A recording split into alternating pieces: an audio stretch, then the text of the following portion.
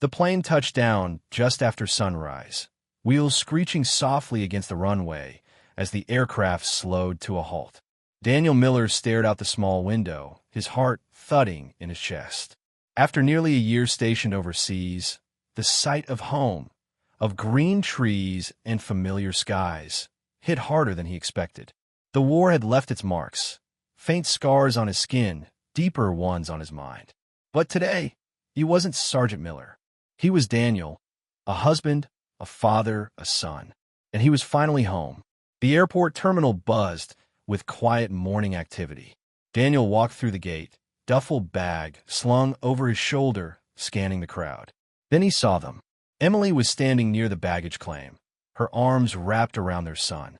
She looked just as he remembered, brown hair tied loosely, eyes bright with emotion, the small necklace he'd given her on their wedding day still resting at her collarbone. And Noah, now 8, had grown taller, leaner, his face more defined but still full of childlike wonder. "Daddy!" Noah shouted, wriggling out of Emily's grasp and sprinting forward. Daniel dropped his bag and knelt just in time to catch him in his arms. He held his son tight, breathing in the familiar scent of shampoo and sunlight. "I missed you, buddy," Daniel whispered, voice cracking. "I missed you more," Noah replied, burying his face in Daniel's uniform. Emily approached slowly, hands folded nervously. Daniel stood, wrapping one arm around her waist and pulling her into a soft kiss. She smiled, though something in her eyes flickered, like surprise or hesitation. "You're home," she said quietly. "I'm home," he nodded, trying not to overthink the awkward pause before she said it. The ride back to their house was filled with chatter. Noah talking a mile a minute about school, his friends, a soccer trophy he'd won. Emily sat in the passenger seat, occasionally glancing at Daniel through the rearview mirror as if trying to study the lines of his face. Their home looked the same. Neat garden, white porch swing, the small flag still fluttering outside. Daniel exhaled deeply as he stepped inside. The familiar scent of home-cooked meals and lemon-scented cleaner hit him all at once. Later that evening, Henry Miller arrived with a bottle of scotch and a firm handshake. Daniel's father had always been a towering figure in his life, both literally and figuratively. A decorated ex-military man himself, Henry had raised Daniel with strict discipline, but also fierce pride. "Well, look what the sand blew back in," Henry joked, pulling Daniel into a one-arm hug. "It's good to see you, Dad. I brought steaks. Figured we'd fire up the grill and celebrate the old-fashioned way." Dinner was warm, filled with laughter and familiar stories. Henry took center stage, sharing tales from his own Army days, comparing ranks and experiences with Daniel. Emily laughed at all the right places, poured drinks, and refilled plates. It looked like the perfect evening, a perfect family. But Daniel noticed the little things. Emily rarely met his eyes for more than a second. When Henry complimented her cooking, her smile seemed too forced. And once, when Henry rested his hand briefly on Emily's shoulder as he passed behind her, Daniel caught a strange tension in her body, a stiffness that lasted just a second too long. Maybe it was nothing. Maybe he was imagining things. The military taught him to read body language, detect threat, sense shifts in energy. But this was his family, his wife, his father. Still, as the night wore on and Noah went to bed, Daniel couldn't shake the feeling. Something about Emily was different, colder, distant. And it wasn't just the time apart. He'd survived bombs, blood, and betrayal overseas. But nothing made him feel as uneasy as the smile on Emily's face when she said, "I'm just so happy you're back." Daniel brushed it off. Maybe it was just the reintegration, the emotional toll of war. He hadn't been the same since he left, so maybe she wasn't either. But something deep inside him whispered otherwise.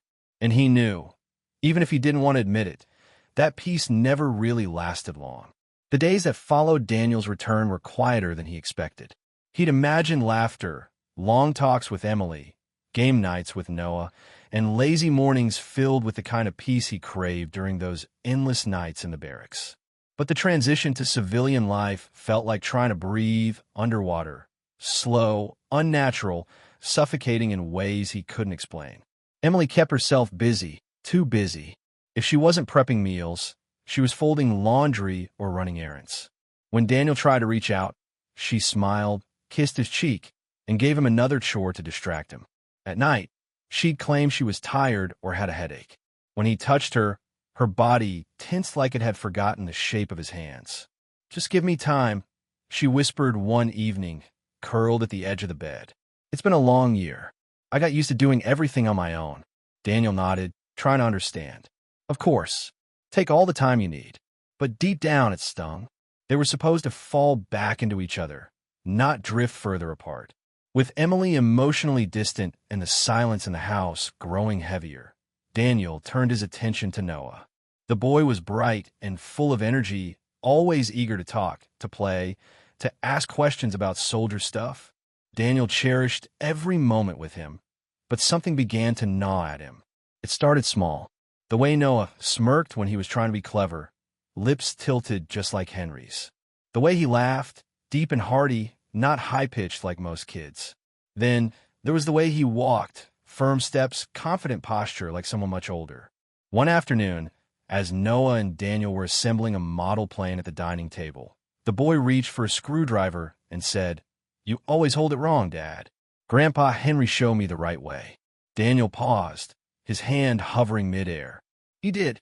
Yeah, Grandpa knows everything."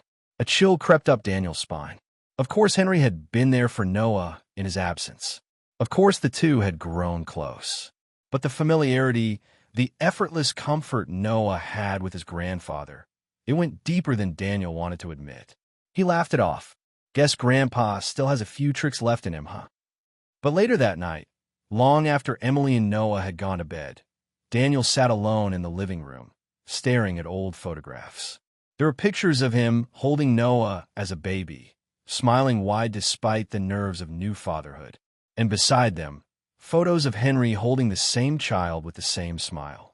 The resemblance was subtle, almost easy to miss, but once Daniel saw it, he couldn't unsee it. His thoughts spiraled, trying to make sense of something he couldn't name yet. He needed to shake the feeling.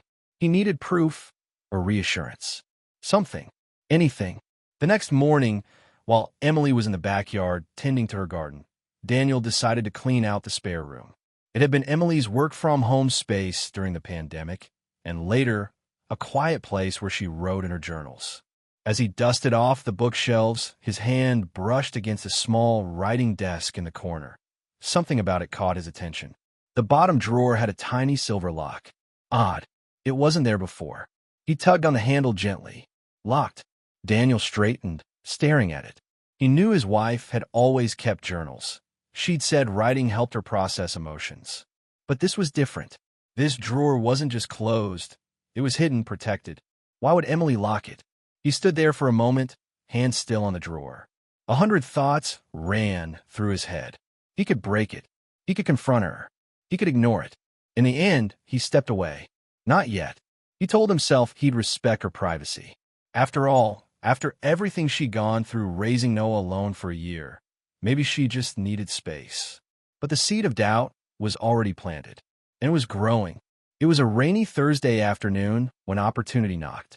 Emily had taken Noah to the grocery store, a weekly routine they used to do together, but lately she insisted Daniel stay home and rest. He hadn't argued. The rain tapped softly against the windows like a patient drumbeat, the kind that filled the house with stillness. Daniel stood in the living room, staring at the hallway that led to Emily's writing room. The locked drawer had haunted him for days now. He tried to put it out of his mind, convincing himself it was something harmless. But the tension between them, the forced smiles, Noah's unsettling resemblance to Henry, it all gnawed at him like termites in the bones of a house. Today, he needed answers. Moving slowly, as if afraid of being caught even in an empty house, Daniel stepped into the writing room. The drawer was still there, still locked. His fingers hovered over the handle again before he pulled away and scanned the room instead. Where'd she hide a key? He checked under the rug, beneath the desk, behind books. Nothing. Then his eyes settled on the shelf beside the desk. A row of decorative vases, the kind Emily liked collecting from thrift stores and flea markets. One in particular, pale ceramic with painted wildflowers, looked out of place. not dusty like the others, as if it had been touched recently. Daniel picked it up and turned it upside down. Clink! A small silver key fell into his palm. His breath caught in his throat. Fingers trembling, he inserted the key into the drawer lock. A soft click echoed in the quiet room, louder than it should have been. He pulled it open slowly, and there it was, resting alone inside the drawer like a buried relic. A red leather journal. It looked worn, its edges slightly frayed from handling. He picked it up gently, heart pounding like a war drum in his chest. For a moment, he just held it, debating whether he had the right to read it. But that moment passed. He opened it. The first few entries were ordinary, beautifully written, if sad. Emily poured her emotions onto the page with clarity and rawness. She wrote about the loneliness of nights without Daniel, how raising Noah alone made her feel like she was drowning some days. She talked about the fear of losing her husband to war and the aching silence that filled the house in his absence. Daniel felt a pang of guilt. She had suffered too. But then, near the middle of the journal, a single line stopped him cold. I wish I could undo that night with Henry. His hands froze. The words blurred for a second as his pulse thundered in his ears. He flipped the page. It wasn't supposed to happen. I was drunk. I was grieving. I hated myself for being so weak. But he didn't stop me. He didn't even hesitate. The entries that followed were a descent into something Daniel never could have imagined. Paragraphs turned to pages. The affair hadn't been just one night. It had started with comfort, quiet evenings, shared stories, tears over dinner. Then came the touches, the looks, and eventually the night that shattered everything. Henry made me feel seen when I felt invisible. I wanted to stop, but I didn't. And then it was too late. I look at Noah and wonder. I see Henry in him sometimes. And I wonder if Daniel does too. Daniel's mouth went dry. He turned more pages, each one stabbing deeper. Emily had written everything. The guilt, the disgust, the moments of twisted affection she couldn't make sense of. She had tried to end it, she said. But Henry had a way of pulling her back in. There was a time she even feared he might tell Daniel himself. It was wrong. Every second of it. But part of me needed him. Not because I loved him, but because I didn't know how to survive alone. Daniel slammed the journal shut, his knuckles white from gripping it too tight. The room seemed smaller now, the air heavier. His mind raced through memories. Every smile from his father, every deflection from Emily, every word Noah had spoken with that same damned smirk. His world was unraveling, page by page. And now he knew the truth. The journal lay open on the desk, the pages trembling slightly in the draft of the open window. Rain still tapped against the glass, soft and ceaseless, like the ticking of a clock counting down to the end of everything Daniel thought he knew. His eyes were drawn to one particular entry, a section he hadn't dared read before. He didn't want to turn the page, didn't want to see what might be waiting there, but his hands moved on their own, fingers numb, soul screaming. And there it was. Noah is his. I know it in my bones. Every time I look at him, I see Henry, not Daniel. The words hit like a landmine.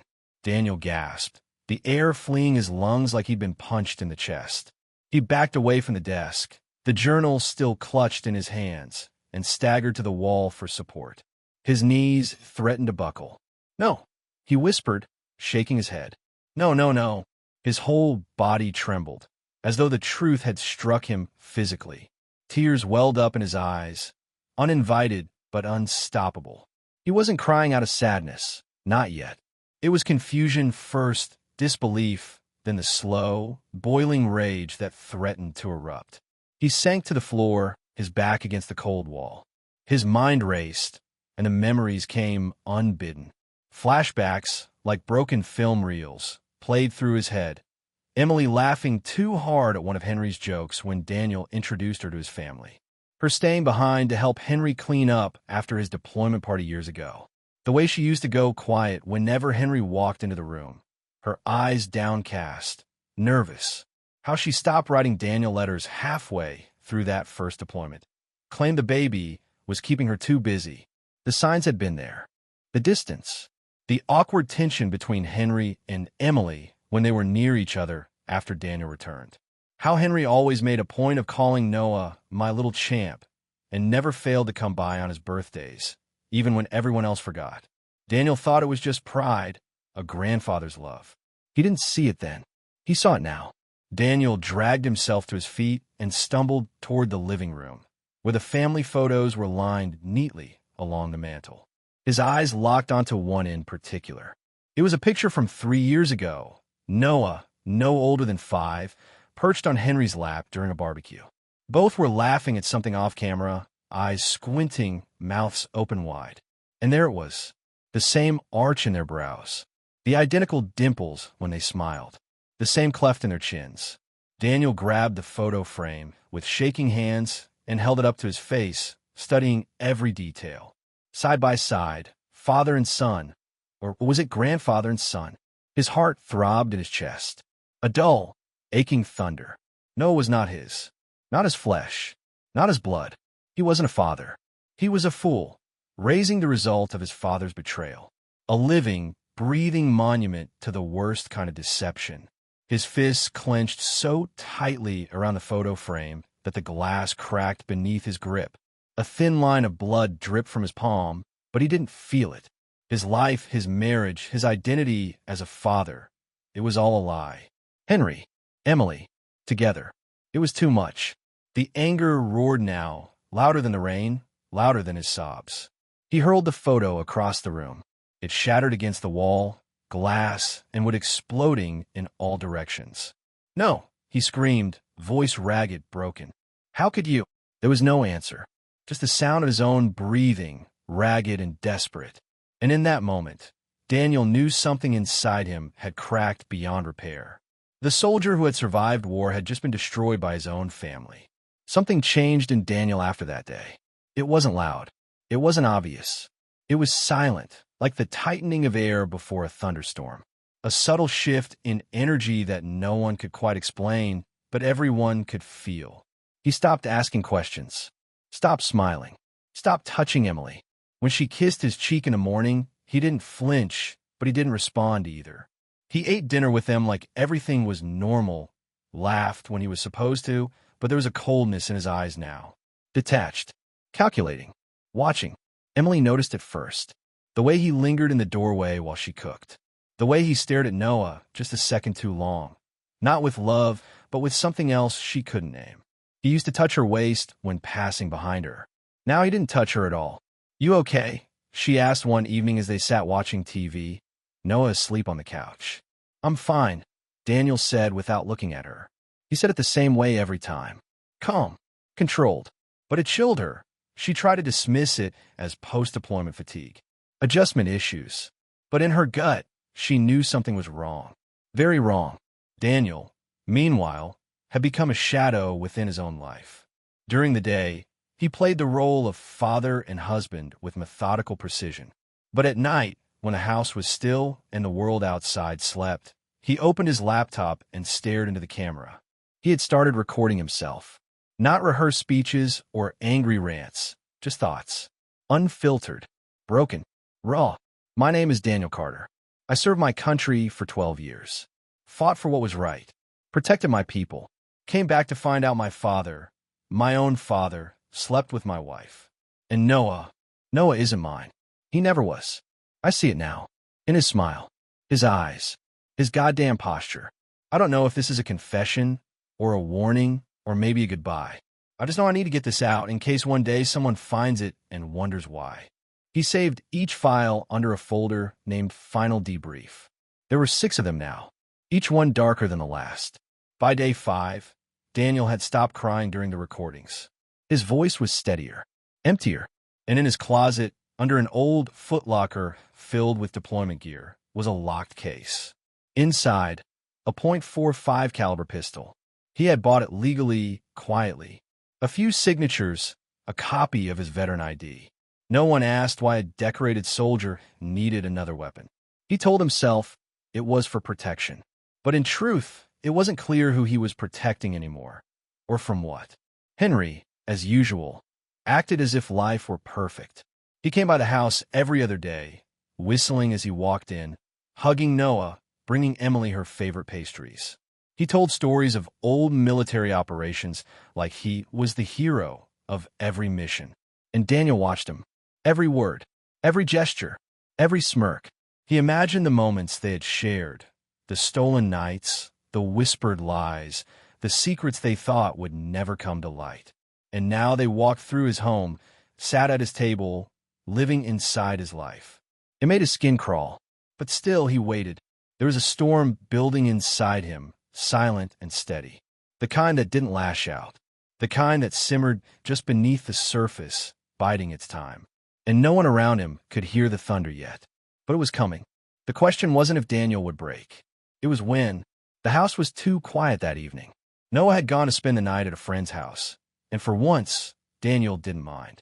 Tonight wasn't for him. Tonight was for truth. Emily was folding laundry in the bedroom when Daniel called out, "Can you come down? I need to talk to you and Dad." There was something in his voice, flat, steady, emotionless, that made her stop mid-fold. Henry was already in the living room, sipping whiskey from his usual spot on the recliner. He looked up when Daniel entered, but didn't speak. Emily came downstairs slowly, her hands wiping nervously on her jeans. Daniel stood by the mantel, staring at a family photo, one he had almost thrown away, but kept, like a wound he chose not to let heal. "Sit," he said quietly, motioning to the couch. They obeyed, the tension in the air thick enough to choke on. He walked to the coffee table and placed something down with deliberate care. The red leather journal. Emily froze. Her breath caught. Henry's eyebrows pinched into a frown. "What's this?" Daniel didn't sit. He stood across from them, eyes dark and unreadable.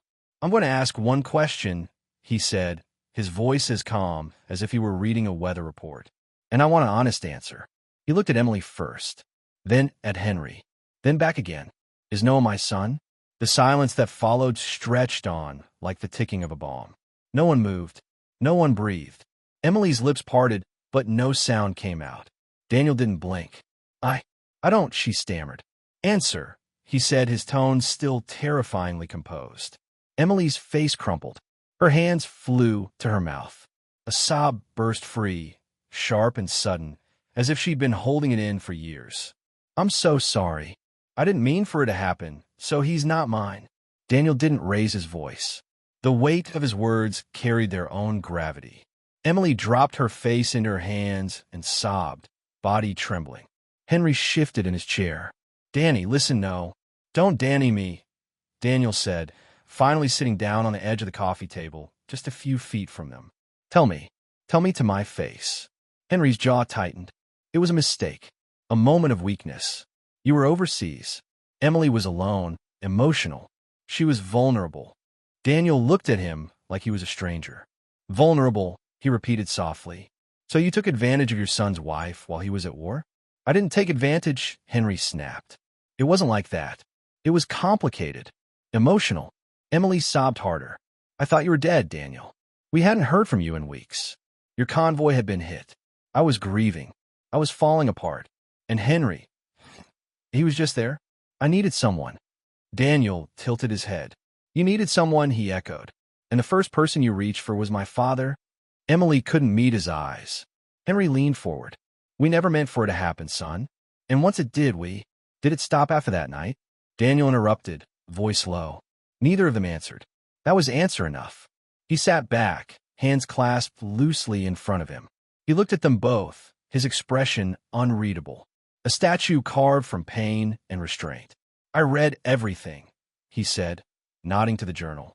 "Every entry, every detail, the guilt, the lies, the secret smiles, the fear that Noah might start to look like him, the fear that one day I'd find out." Emily's cries quieted into hiccups. Henry looked away.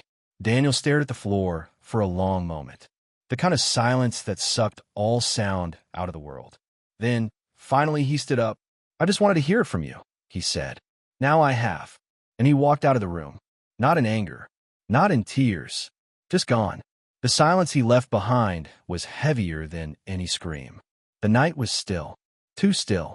Daniel sat alone in the garage, staring at the pistol laid out on the workbench like a sacred object. The cold steel reflected the flickering light of the bulb above him, humming softly in the silence. His hands trembled, not from fear, but from restraint. His world had already ended. What was left now was only aftermath. The voices from the house filtered through the open window. Emily and Henry were talking again, low, urgent murmurs. Guilty whispers. They didn't know he was listening. They thought it was over. That now that the truth was out, the wound would scab over and life would somehow move on. But they didn't understand. This wasn't just betrayal. It was annihilation. He walked inside slowly, calmly, like he wasn't carrying death in his hand. Emily looked up first. She was in the kitchen, her hands in the sink, washing dishes like it was any other night. Her smile froze when she saw the gun. "Daniel," she whispered, stepping back instinctively. Henry stood up from the couch in the living room, his military instincts clicking into place. "Danny, put that down." Daniel didn't speak. He walked forward with slow, measured steps. No trembling, no rage in his eyes. Just an eerie, hollow vacancy. "I fought for this country," he said quietly, believing in honor, in brotherhood, in loyalty. His finger curled against the trigger. "You taught me those things, Dad." "Son, listen to me," Henry said, his voice firm but edged with panic. "What happened was wrong. I know that. But this isn't you." Daniel stopped in front of him. "You're right," he whispered. Then he raised the gun and pulled the trigger. The shot rang out like a thunderclap. Henry's body jolted, a red blossom spreading across his chest. He collapsed backward onto the couch, his eyes wide with shock, the whiskey glass shattering on the floor beside him. Emily screamed. It wasn't a sound. It was a shriek torn from the depths of her soul. She ran toward Daniel, her hands raised, pleading, "Please, please, Daniel. Think of Noah. Think of what this will do to him." Daniel looked at her like she was speaking another language. His heart was pounding now, but not with doubt, with clarity. "You let him touch you," he said coldly. "You chose him." Emily dropped to her knees, tears streaming down her face. "I made a mistake. I never stopped loving you. Please, we can fix this." "No," Daniel said. He raised the gun again. This time there was no pause. The second shot was quieter, or maybe just felt that way. Emily slumped to the floor beside Henry, her eyes still open, lips parted in one final gasp of breath. Blood spread across the floor like a slow-moving tide. The red stained everything. The rug, the wood, his hands. And then, "Dad!" The small, broken voice made Daniel freeze.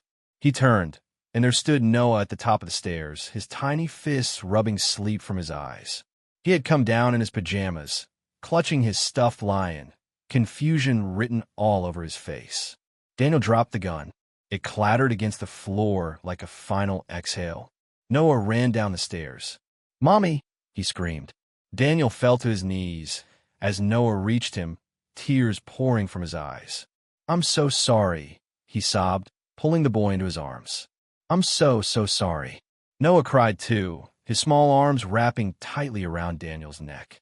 Daniel held him, rocking him gently, his face buried in his son's hair. "I love you, Noah," he whispered. "No matter what. I'm your father. I always will be." And in that moment, surrounded by the bodies of the only family he'd ever known, Daniel finally broke. The silence that followed was heavier than the gunshots that had shattered the night. Daniel sat on the floor, his back against the blood-smeared wall, Noah asleep in his arms. The boy had cried until exhaustion took him, his small chest rising and falling against his father's. Daniel stroked his son's hair gently, his eyes hollow, his soul already gone somewhere far away. The house was cold now. Time passed in a strange blur. Minutes felt like hours, or maybe it was the other way around. He didn't move. He couldn't. His shirt was soaked with blood, but he no longer cared. The weight of his actions pressed down on him like a mountain, but his mind was quiet. Not peaceful, just numb. Then came a knock. A loud, forceful bang on the front door. Another. Then the unmistakable command. "Police! Open up!" Daniel didn't react. The door burst open seconds later, splintering as officers in tactical gear stormed the home. Flashlights cut through the darkness, illuminating the carnage, Two lifeless bodies in the living room, blood trails leading across the floor, and then, "Clear," one officer shouted. "Over here. We got a child." Noah stirred at the voices, his arms tightening around Daniel's neck. His eyes opened groggily. "Daddy." Daniel kissed his forehead, whispering, "It's okay. You're going to be okay." Strong hands pulled the child away, gently but firmly. Noah screamed at first, his arms flailing as they separated him from Daniel. It was the sound of pure terror. "Let him go," Daniel said quietly. "He's all I have left." But the officers weren't listening to sympathy. Daniel was wrestled to the ground, his hands twisted behind his back, cold steel locking around his wrists. He didn't fight. He didn't plead. "I killed them," he said calmly as they read him his rights. "Both of them. My wife and my father." The officers exchanged glances. One called it in, suspect confessed, requesting crime scene unit and child protective services. Outside, red and blue lights painted the night in a dizzying dance of color. Neighbors had gathered, watching in horror from their porches as Daniel, covered in blood, was led to the patrol car. The media got wind of the story before sunrise. By morning, Daniel's face was everywhere, the decorated war hero turned killer. News anchors struggled to wrap their heads around the shocking scandal. A soldier returns home to discover his wife had an affair with his father, and that their son might not be his own. Social media exploded with opinions. Some called him a monster, others a broken man pushed too far. But none of it mattered to Daniel. Inside the sterile, dim cell at the county jail, he sat alone, staring at the floor. The smell of bleach and old sweat filled the room. His hands still trembled.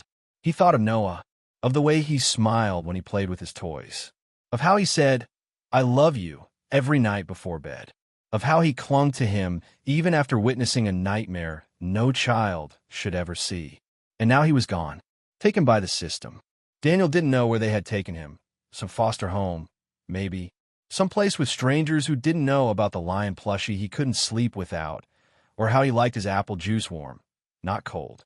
That thought hurt more than prison bars ever could.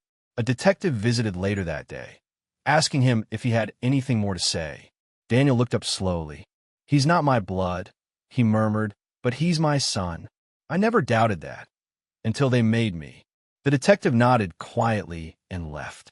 As the door shut behind him, Daniel leaned his head against the wall and finally let the tears come.